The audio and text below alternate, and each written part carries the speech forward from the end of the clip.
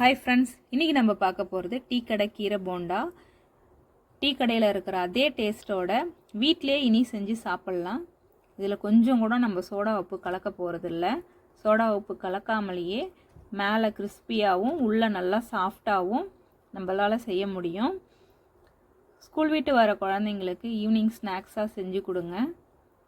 2 இல்லை 4 5 கூட சாப்பிடுவாங்க. அவ்வளோ டேஸ்ட்டாக இருக்கும். இந்த கீரை போண்டா செய்கிறதுக்கு ஃபஸ்ட்டு அரைக்கீரை தான் எடுத்துக்கணும். நீங்கள் அரைக்கீரை இல்லை அப்படின்னா சிறுகீரையோ இல்லை தண்டுக்கீரையோ எடுத்துக்கோங்க, நல்லாயிருக்கும். இந்த கீரை போண்டா எப்படி செய்யலான்னு வாங்க பார்க்கலாம். ஒரு பெரிய பாத்திரம் எடுத்துக்கோங்க. அதில் ஒரு மீடியம் சைஸ் கரண்டி எடுத்திருக்கேன். அதால் 6 கரண்டி கடலை மாவு எடுத்திருக்கேன். உங்களுக்கு எவ்வளோ தேவையோ அந்த அளவுக்கு சேர்த்துக்கோங்க. 6 கரண்டிக்கு 2 கரண்டி பார்த்திங்கன்னா அரிசி மாவு சேர்த்துக்கலாம், 3க்கு 1ன்ற அளவில். இப்போ 3/4 ஸ்பூன் அளவுக்கு சோம்பை கொரகொரப்பாக அரைச்சி சேர்த்துக்கலாம். 2 கொத்து கருவேப்பிலையும் கொஞ்சமாக கொத்தமல்லியும் நல்லா பொடியாக நறுக்கி சேர்த்துக்கலாம் அந்த மாவோட. அடுத்ததாக பொடியாக கட் பண்ண 2 மீடியம் சைஸ் வெங்காயம். இதில் பார்த்திங்கன்னா ஒரு பச்சை மிளகாயும் ஒரு சின்ன துண்டு இஞ்சியும் நம்ம இதை அரைச்சி சேர்த்துக்கலாம். குழந்தைங்க சாப்பிடும் போது பச்சை மிளகா வாயில் மாட்டும், அதனால் காரத்தில் கஷ்டப்படுங்க. நீங்கள் அரைச்சி சேர்க்கும் போது நல்லாயிருக்கும். இப்போ தேவையான அளவுக்கு உப்பு, 1 ஸ்பூன் அளவுக்கு தனி மிளகாத்தூள். ஏற்கனவே பச்சை மிளகா நம்ம சேர்த்துருக்கோம், அதனால் இது காரம் பார்த்துக்கிட்டு சேர்த்துக்கோங்க. கொஞ்சமாக பெருங்காயத்தூள். இது எல்லாத்தையுமே சேர்த்து நல்லா கலந்து விட்டுக்கலாம். நல்லா ஒன்று போல் கலந்து விடுங்க.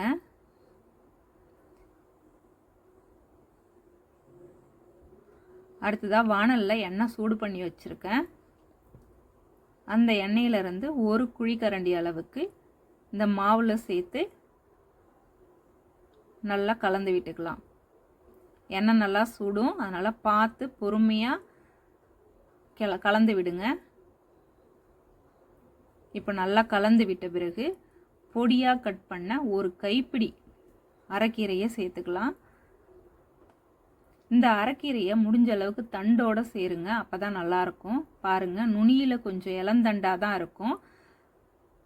தண்டோடு சேர்த்து செய்யும் போது நல்லா டேஸ்ட்டாகவும் இருக்கும்.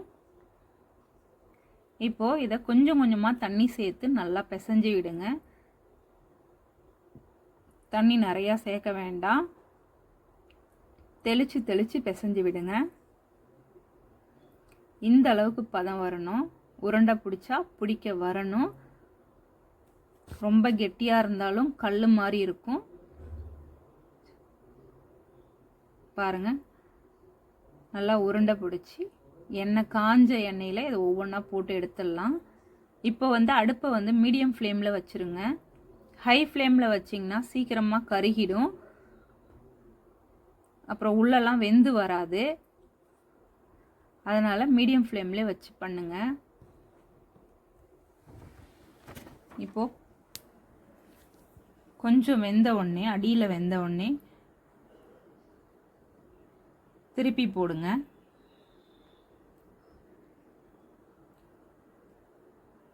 முடிஞ்ச அளவுக்கு சோடா உப்பை அவாய்ட் பண்ணிவிடுங்க. எந்த பலகாரம் செய்கிறதா இருந்தாலும் சோடா உப்பு அதிகமாக சேர்த்து சாப்பிடும் போது நமக்கு வயிறு வலி வர்றதுக்கான வாய்ப்பு இருக்குது. குழந்தைங்க பார்த்திங்கன்னா இந்த சோடா உப்பு கலக்காமல் செஞ்சிங்கன்னா 2 4 5 கூட சாப்பிடுவாங்க. வயிறு வலியும் இருக்காது. நல்லா வெந்து வந்துடுச்சு. சூப்பரான கீரை போண்டா ரெடி ஆகிடுச்சு. பாருங்கள், மேலே கிறிஸ்பியாக இருக்குது, உள்ளே நல்லா சாஃப்டாக வந்திருக்கு.